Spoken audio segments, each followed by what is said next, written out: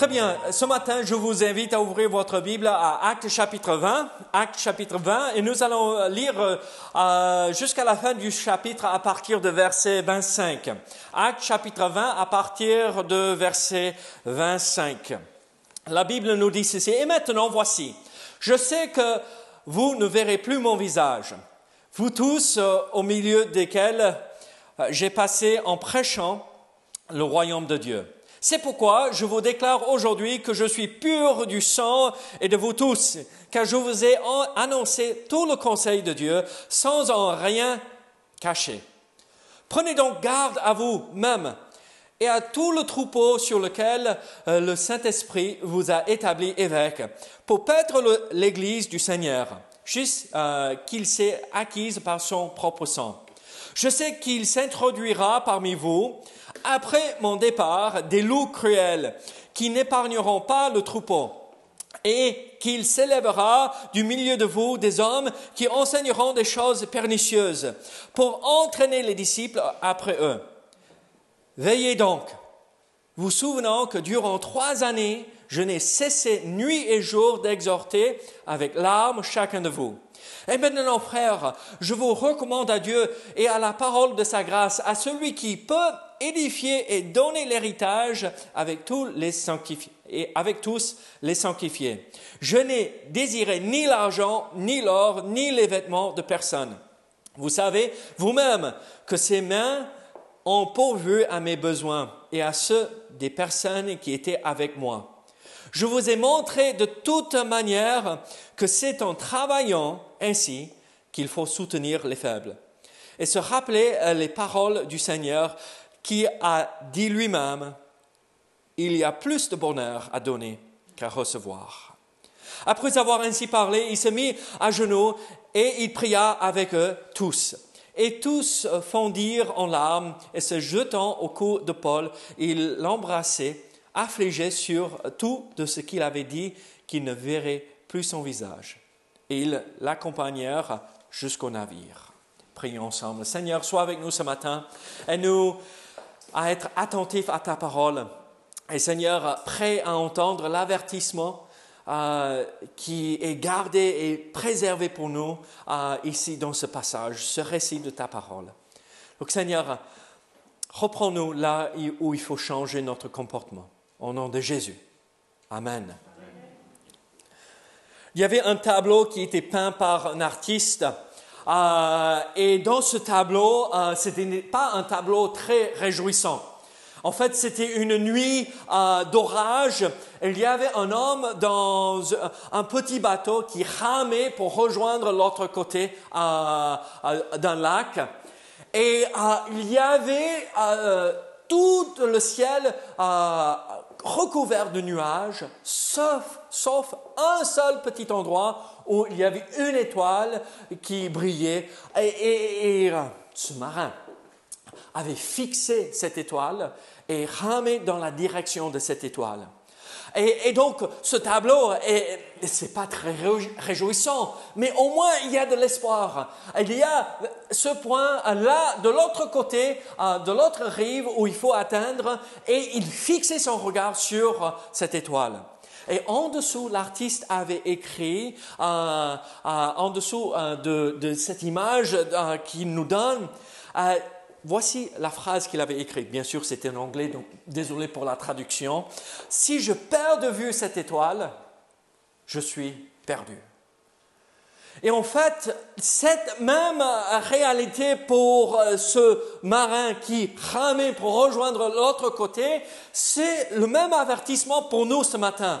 Si nous perdons de vue l'étoile qui brille, l'étoile brillante qui brille, c'est Jésus-Christ, mais aussi l'étoile, ce phare qui doit être là debout pour que le monde entier puisse voir et pour dire « venez vers ici » pour retrouver la sécurité et le salut en Jésus-Christ. Si on perd de vue cette lumière qui brille, on est vraiment perdu. On est vraiment perdu au large et on ne sait plus où on va. Et alors, ce matin, nous comprenons qu'à travers la parole de Dieu, Dieu nous donne des avertissements et c'est un peu comme cette lumière qui est devant nous. venez par ici, et là vous serez en sécurité, en sûreté. Mais si vous perdez de vue cette lumière, on est fichu. Il n'y a plus d'espoir. Et alors, à nous de comprendre que Dieu veut que ses enfants, donc ça veut dire vous et moi, que nous fassions attention aux avertissements de sa parole, qu'il nous donne dans sa parole. Et ici, dans ce passage, nous voyons le contexte. C'est un contexte assez triste. Là, regardez les premiers versets. Là, il dit... et maintenant, je sais que vous ne verrez plus mon visage, vous tous au milieu desquels j'ai passé en prêchant le royaume de Dieu. Là, ici, l'apôtre Paul termine son discours, ses partages avec les anciens ou les pasteurs ou les évêques, ce que nous voulons les appeler. Vous savez, la Bible est claire sur ce sujet. Un ancien et le pasteur et l'évêque aussi. Il n'y a pas trois offices ou positions différentes ou rôles différents. C'est un seul homme qui est ancien pasteur et évêque. C'est ce que la Bible nous déclare. Parce que là, dans Actes chapitre 20, verset 21, nous voyons, au départ, il envoyait à partir du verset 17, l'apôtre Paul dit aux anciens de l'église d'Éphèse, venez.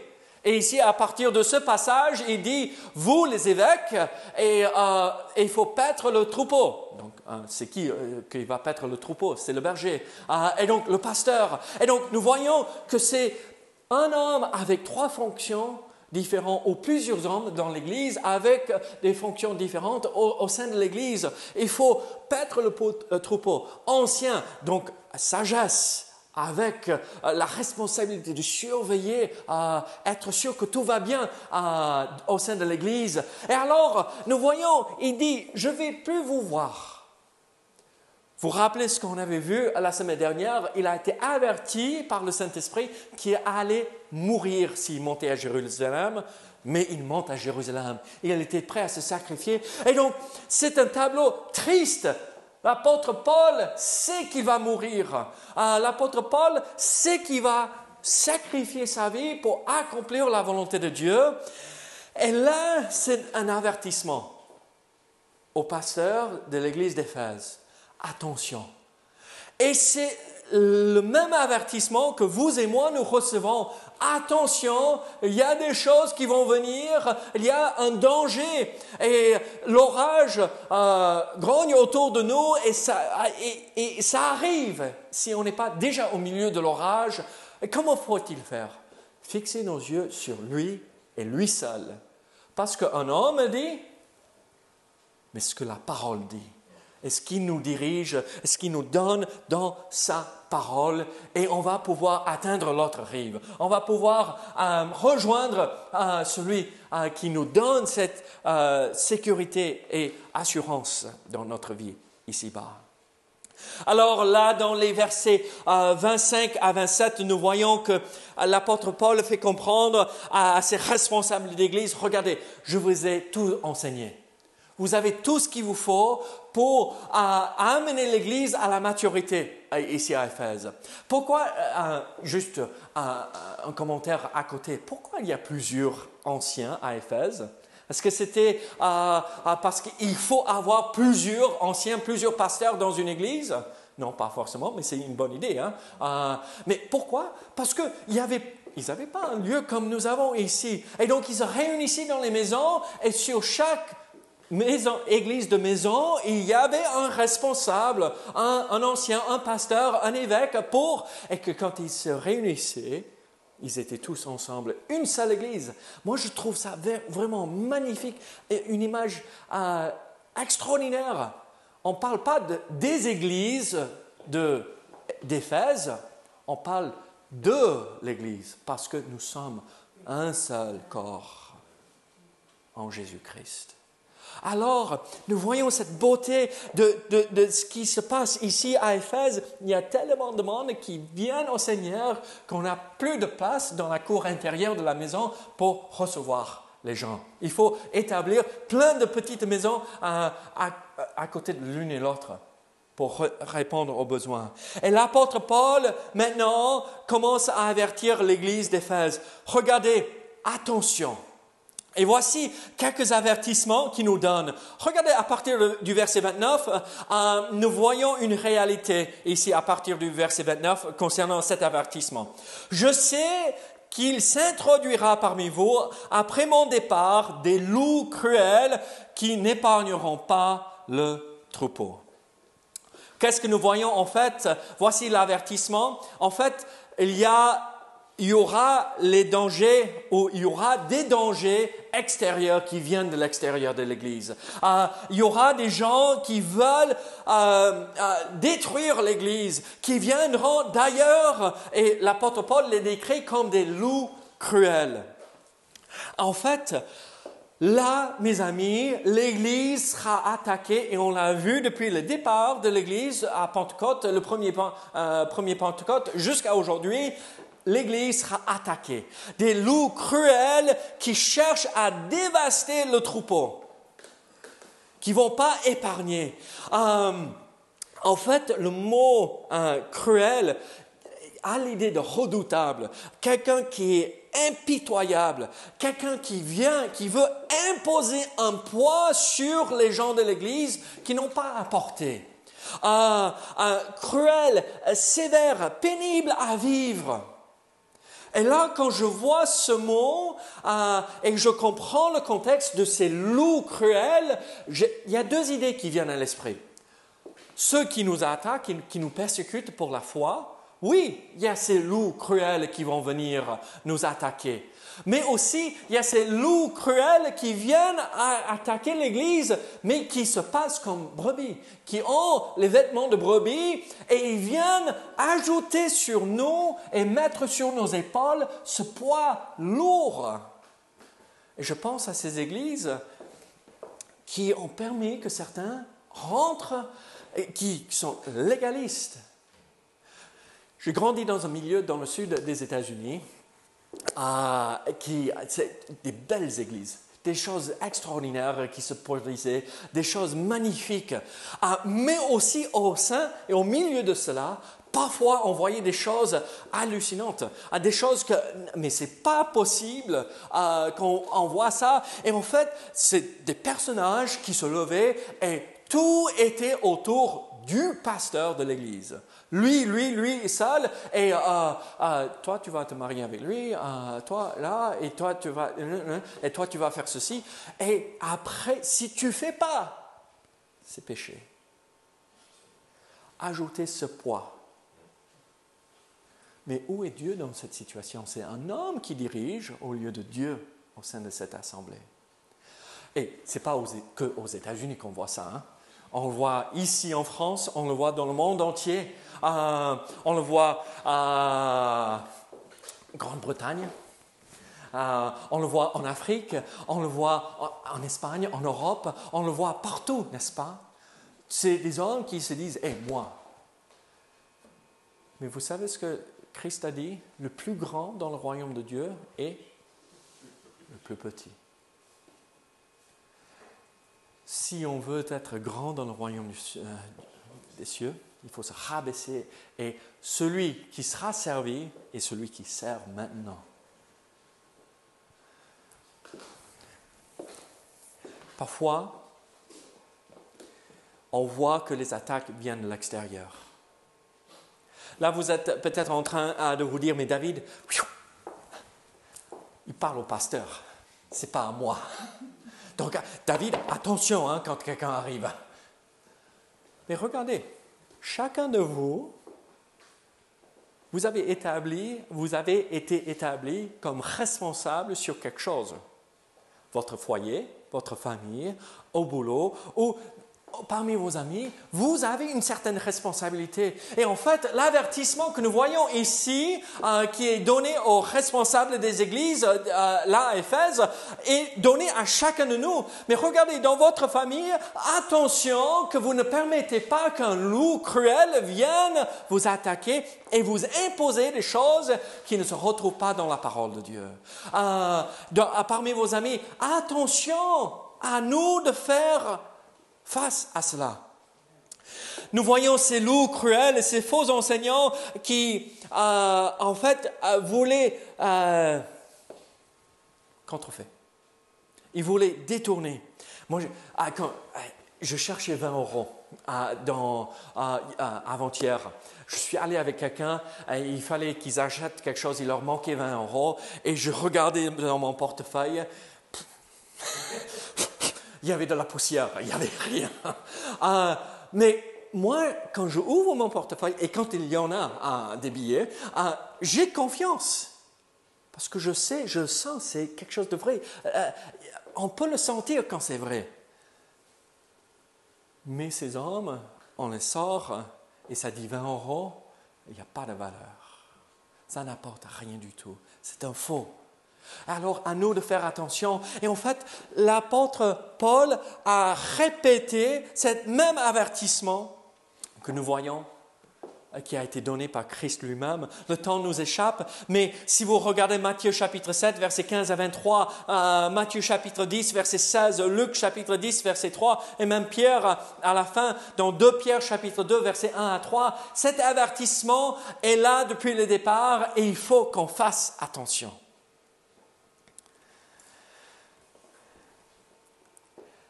Mon chien préféré n'est pas un setter anglais comme j'ai à la maison. Mon chien préféré, c'est un labrador. My favorite dog is a lab. Labrador, c'est un chien merveilleux.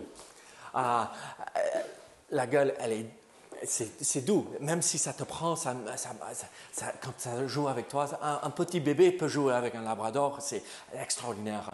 Les oreilles sont douces, tu peux sauter sur lui et c'est comme un gamin. C'est quelque chose d'extraordinaire. Il y avait un labrador qui s'appelait Sadie. Et il appartenait à la famille Thuber, en Californie. Cette famille est tombée dans un piège.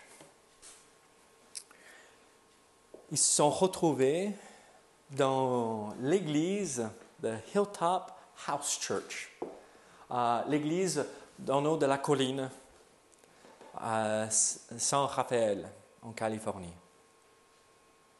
Écoutez ce qu'un loup cruel a fait faire cette famille.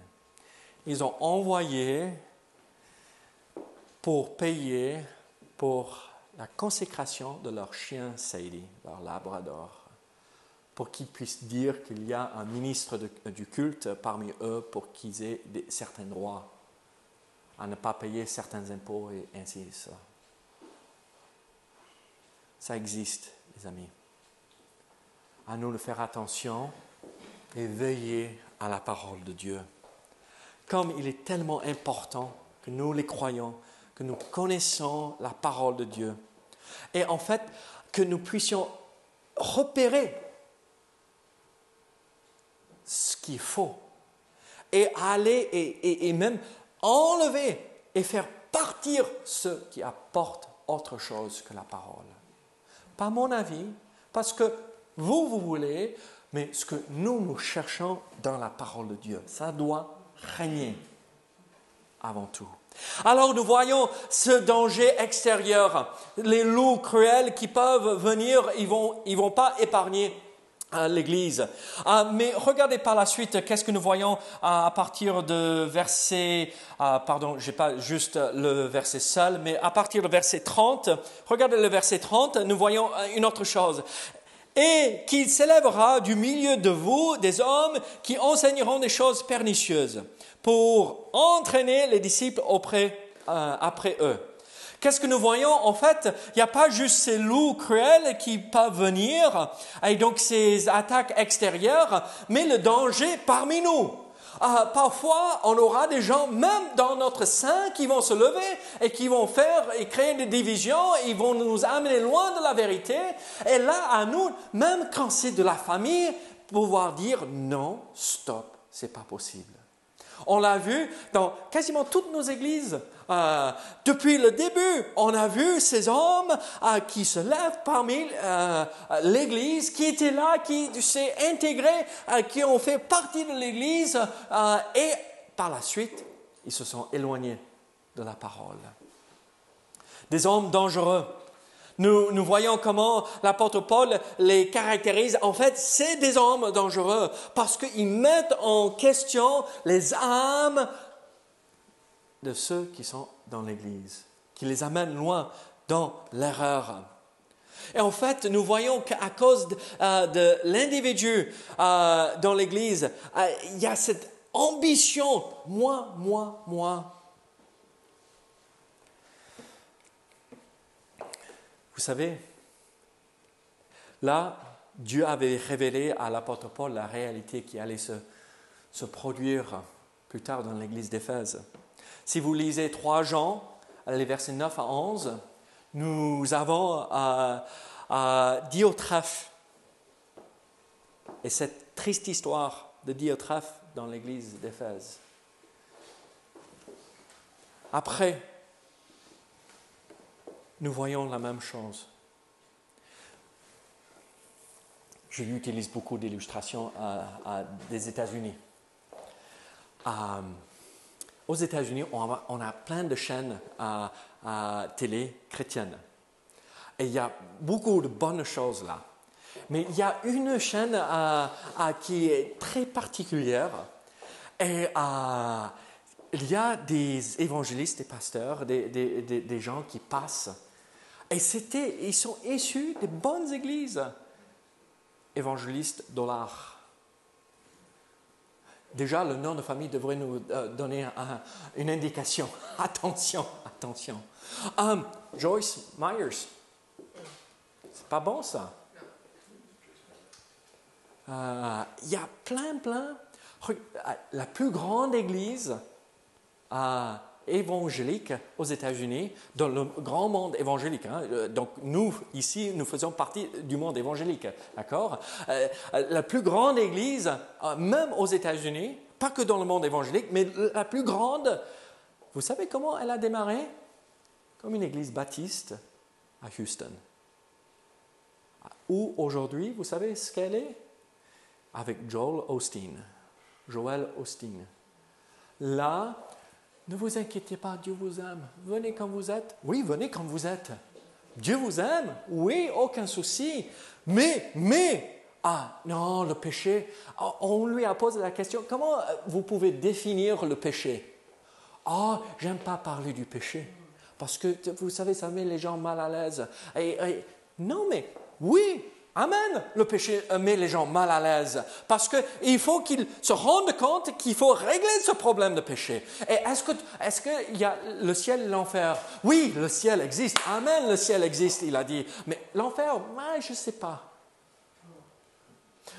Est-ce que les gens vont en enfer? Non, Dieu est trop bon pour envoyer les gens en enfer. Dieu ne veut pas. Mais si on n'accepte pas le message de la parole de Dieu, les amis, même parmi nous, cette bonne église baptiste, à un moment donné, a dérivé. Qu'est-ce qu'il faut faire? Avertir et rester fidèle à la parole de Dieu. Il y a le danger parmi nous. Et à nous d'être sûrs que nous persévérons dans la réalité. Dans la vérité de la parole de Dieu. Vous savez que je publie, je mets sur YouTube toutes les études bibliques, tous les messages d'ici, quasiment. Si je ne fais pas de bêtises avec l'enregistrement.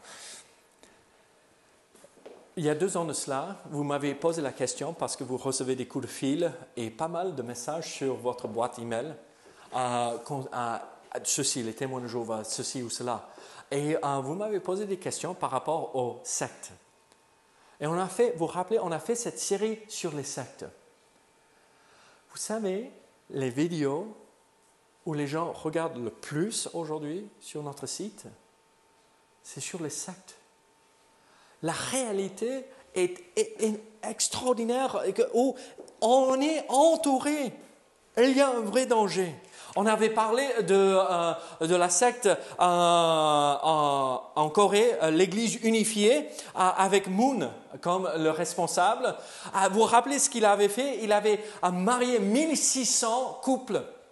Mais il faut déjà servir dans l'église et c'est lui qui avait choisi, toi tu vas te marier avec un tel et toi, et pendant les 3 premières années de leur mariage, vous n'avez pas le droit d'être ensemble, vous êtes envoyés en mission et vous ne vous voyez pas pendant 3 ans. Et aujourd'hui, cette église a été condamnée pour certains propos et qui ne sont pas raisonnables. Une secte énorme en Corée. La Voix internationale. Je ne vous dis pas, on avait fait une étude sur la Voix internationale, c'est sur le site de l'Église.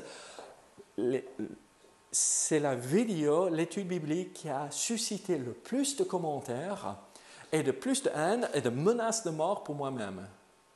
C'était que Dieu vous tue, vous êtes horrible, blablabla. Et qu'est-ce que j'ai dit? J'ai repris leurs documents pour dire voici ce qu'ils croient, voici pourquoi nous ne pouvons pas croire. Voici ce que dit la Bible. Donc, parmi nous, ces mouvements sont issus de notre Église. Pas la nôtre, mais notre Église. À nous de faire attention. Il y a un danger parmi nous. À nous de persévérer dans la vérité. Mais à nous aussi, il y a un autre avertissement, un autre danger en fait. Regardez à partir du verset 31 à 35. Verset 31 à 35. « Veillez donc, vous souvenant que durant 3 années, je n'ai cessé nuit et jour d'exhorter avec larmes chacun de vous. Et maintenant, frères, je vous recommande à Dieu et à la parole de sa grâce, à celui qui peut édifier et donner l'héritage avec tous les sanctifiés. Je n'ai désiré ni l'argent, ni l'or, ni les vêtements de personne. Vous savez vous-même que ces mains ont pourvu à mes besoins et à ceux des personnes qui étaient avec moi. Je vous ai montré de toute manière que c'est en travaillant ainsi qu'il faut soutenir les faibles et se rappeler les paroles du Seigneur qui a dit lui-même « Et il y a plus de bonheur à donner qu'à recevoir. » Alors, quel est le danger que nous voyons ici? En fait, ce n'est pas le danger extérieur, ce n'est pas le danger parmi nous. Il y aura certains qui abandonnent la vraie foi, mais c'est le danger en nous-mêmes. Ici, l'apôtre Paul avertit les responsables de l'église d'Éphèse, attention à vous-même. En fait, ici, il dresse une liste de péchés, 5 péchés ou 5 dangers pour nous à éviter dans notre vie. Et en fait, j'ai eu une conversation avec Yann cette semaine et il a entendu dans une conversation péché. Et il a dit, mais qu'est-ce que c'est un péché? Ah mais Yann, c'est comme quand tu obéis pas, quand tu fais une bêtise, quand tu es méchant avec ta sœur. Ok, ça c'est péché. Oui, et donc il comprend l'idée, mais le mot lui échappait un tout petit peu. Et donc, on est un peu comme ces gamins parfois. Mais que péché? Ça c'est plus à la mode, c'est dépassé. Ça c'est les anciens, les vieux qui en parlent. Non, pour nous, tout va bien. Non, en fait, l'homme appelle le péché un accident. Oups, je n'ai pas fait exprès. Mais Dieu appelle ça une abomination. L'homme appelle le péché ou une erreur. Ou, oui, j'aurais pas dû. Et en fait, Dieu appelle ça carrément, pas juste une erreur, mais une faute qui amène à la mort. En fait, un homme va appeler ça ça m'attire, ça m'intrigue. Et en fait, Dieu appelle ça quelque chose qui nous est fatal. La liberté, on l'appelle peut-être, j'ai le droit. Mais Dieu l'appelle l'anarchie. L'homme l'appelle une bagatelle. Mais Dieu l'appelle une tragédie. Quels sont ces péchés que nous disons, c'est pas grave, que Paul nous donne ici, où Dieu dit, oui, c'est grave. En fait, le verset 31, regardez, le verset 31, nous voyons le péché, le premier péché, c'est l'insouciance. Je ne m'inquiète pas par je me fais pas de soucis pour les autres. Moi, c'est le plus important. Regardez verset 31. Veuillez donc vous souvenir que durant 3 années, je n'ai cessé nuit et jour d'exhorter avec larmes chacun de vous. Regardez, vous avez été établis responsables dans votre maison, dans votre famille, à votre boulot, dans la situation là où vous vous retrouvez. Et là, le danger pour vous et moi, pour que nous empêchions que les gens voient la lumière, pour qu'ils retrouvent l'autre rive, pour être en sécurité avec le Seigneur, c'est qu'on ne se soucie pas d'eux. On ne se fait pas de soucis pour les uns et les autres autour de nous qui sont là dans un autre petit bateau sur le même lac et qui rament et je ne sais pas où je vais. Ils sont perdus. Mais nous avons la réponse et tout ce qu'il faut, c'est aller vers eux pour dire « Dieu vous aime. Dieu a pris votre place à la croix pour payer la dette de vos péchés. » Pas dire « Oh, le péché, c'est pas grave. » Non, dire « Le péché est grave. » Mais Dieu a réglé cette histoire. L'insouciance, pendant 3 ans. Dans un passage, nous voyons que Luc dit il a passé 2 ans à Éphèse. Ici, il dit j'ai passé 3 ans. Donc, entre 2 et 3 ans. Il a passé à Éphèse nuit et jour pour enseigner la vérité. Les amis, sommes-nous prêts à aller et se faire des soucis pour ceux qui en ont besoin d'entendre la parole de Dieu? Le deuxième problème que nous voyons, le deuxième péché, appelons cela ce que c'est en fait le péché de la superficielle. Trop difficile pour moi de dire. Être superficiel. Regardez verset 32. « Et maintenant, je vous recommande à Dieu et à la parole de sa grâce, à celui qui peut édifier et donner l'héritage avec tous les sanctifiés. » En fait, qu'est-ce que nous voyons ici? Superficiel. En fait, une belle façade. Mais le mot sanctifié, vous savez ce que ça veut dire? Qu'est-ce que ça signifie, quelqu'un? Être saint. Dimanche matin, on est tous endimanchés. Belle cravate, belle chemise, bel pantalon, chaussures qui brillent. On fait attention et on arrive et on pose la question, tout va bien? Oui, une semaine impeccable. Mais le matin même, on criait et on faisait des dégâts dans la famille, on faisait tout et n'importe quoi et on arrive et tout va bien. Vous savez, mon père étant pasteur, vous savez, parfois les dimanches matins, il y a un peu de stress dans la maison parce qu'il faut bien préparer le culte. Dernière minute, on a été appelé à minuit et on n'a pas eu le temps de tout finir, clôturer avant d'aller au lit. Donc, on se lève tôt le matin et il y a un peu de stress dans la famille parce qu'il faut vite, il faut être là pour ouvrir l'église, pour être... Et parfois, wham, et les étincelles partout. Et... dans la voiture, parfois. Mais David, je t'ai dit de faire ceci, mais tu n'as pas amené ça. Comment on va faire? Ou Laurie est dans la maison. Et on enchaîne par la suite. Et quand on arrive, on garde la voiture dans le parking de l'église. On sort et avant. Et on sort. C'est des super chrétiens. Tout va bien. Oui, j'aime Jésus. Oui, j'aime mon Père, même s'il m'a crié dessus toute la matinée, mais je ne sais pas. Mais, il est parfois superficiel. Saint. Dans tous les domaines de la vie. Partout, en tout, pour le Seigneur. Les amis, à nous de faire attention. Et en fait, nous pouvons construire une vie saine, sanctifiée, jour après jour, pas à pas, petit à petit. C'est ça comment on construit une vie saine.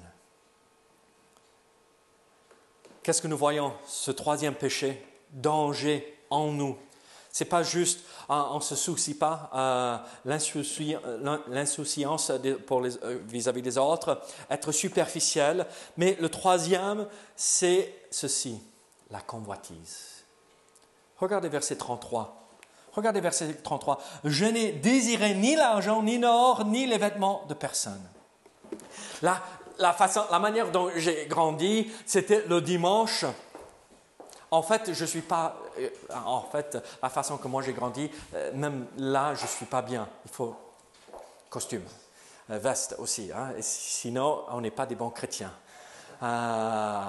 Tous les hommes des églises du Sud, bon, maintenant ça a changé, merci Seigneur, mais quand je grandissais, tous les hommes avaient costume, cravate, veste, cravate, chaussures, pantalon de ville, bien comme il fallait, et en fait, il fallait avoir toutes ces choses. Mais qui habille, donner,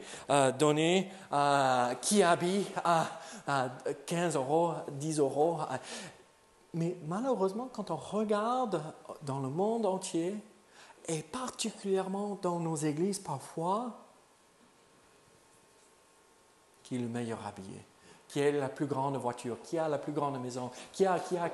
Et qu'est-ce qu'il dit? Je n'ai voulu ni argent, ni l'or, ni les vêtements de personne.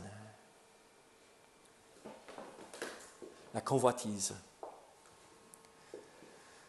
Quel est le plus grand péché, le péché le plus dangereux? La convoitise. Quel est le premier péché? La convoitise. Satan a dit, moi, je veux prendre la place de Dieu. Nous pouvons tomber dans le même péché. Je veux. Le matérialisme, le fait de consommer, là, il faut éviter cela. Se satisfaire de ce que Dieu nous donne. Parfois, il y a certaines personnes où Dieu les bénit et on dit, mais ils ont tout. Ils ont quasiment, il y a l'écran géant à la maison, il y a 3 voitures, belles voitures dans le garage, il y a ceci, cela, et on dit, mais mince alors. Et après, il y a les autres qui ont un pantalon, une chemise pour les dimanches, et c'est tout. Soyons heureux et satisfaits de ce que nous avons. Ne tombons pas dans la convoitise. C'est une forme d'idolâtrie. Ça remplace Dieu dans notre vie. Alors nous voyons, il faut se soucier des uns des autres autour de nous. Ne soyons pas superficiels, ne soyons pas rongés par la convoitise. Mais aussi, les amis, ce 4e péché que nous voyons aussi, qui est un vrai danger pour nous, c'est la paresse. La paresse. Regardez verset 34. Vous savez vous-même que ces mains... Moi, j'imagine l'apôtre Paul à faire comme ceci. Vous savez, ces mains ici ont pourvu à mes propres besoins. Et vous savez le travail, le métier que l'apôtre Paul faisait, et il fabriquait des tentes. Ce n'est pas le hamac qu'on a pris tout léger, taille comme ça, qu'il fabriquait. C'était des choses lourdes, en cuir. Donc, vous imaginez ses mains. Ma grand-mère a travaillé dans une usine pendant toute sa vie. Et quand elle a pris la retraite, ses mains étaient tellement abîmées qu'elle ne pouvait plus plier les doigts. Pour attraper un verre, il fallait prendre comme ceci et boire. Les articulations de tous ses doigts étaient 2 fois. Et donc, dans les histoires de contes de fées, vous imaginez les mains de sorcières, hein? Mais c'était ça. Elle ne pouvait pas.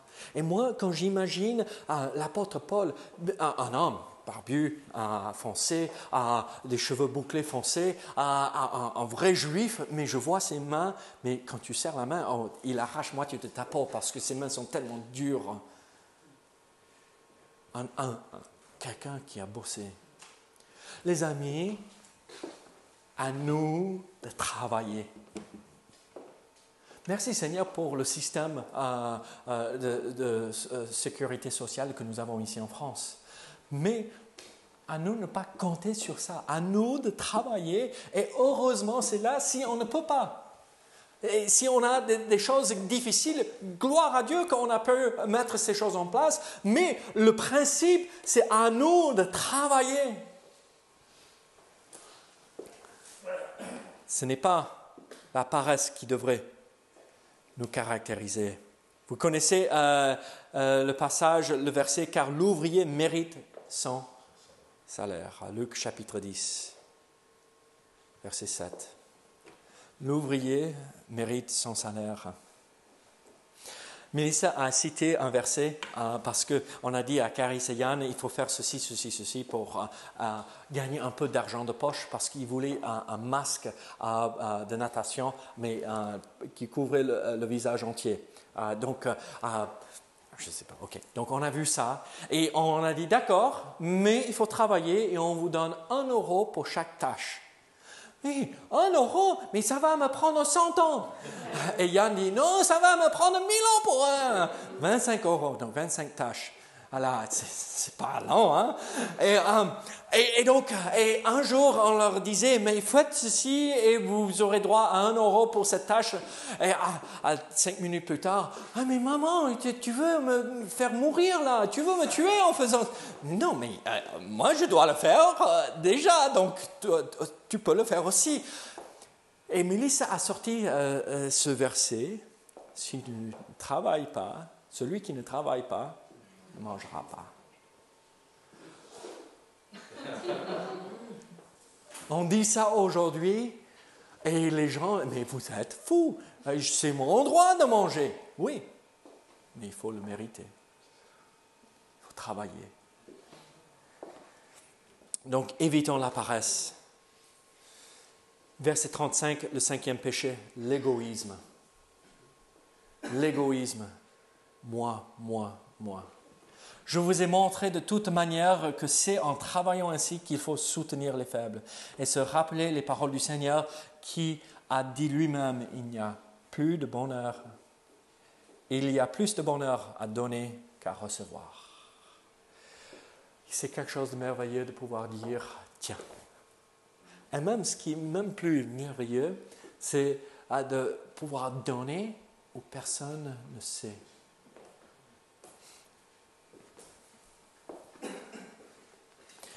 Mes parents ont eu un souci avec leur voiture une fois. Mon père n'est pas très bricoleur. Et donc, lui, il travaillait sur les voitures, il ne sait pas trop faire.